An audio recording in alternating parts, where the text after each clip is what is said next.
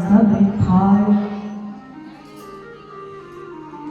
अब महाराज गणनायक ने कहीं परोसिया था 2 प्रकार की सब्जी ने रोटियां ने भुजिया ने बुंदिया और अठी ने कहीं कहीं हुई गयो महाराज 56 भोग।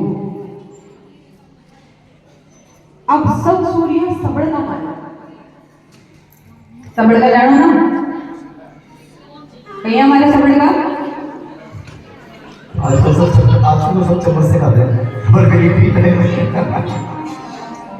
तो सब सूर्य सबड़ में है।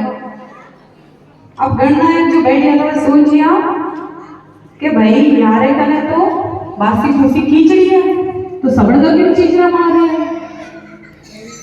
तो थोड़ा सा ऊंचो और एक भाई दे दियो वो कहे कि श्रीरंग जी का माने गयो कि नरसिम्हा ने भावे ही नहीं और भगवान ने तो 2 प्रकार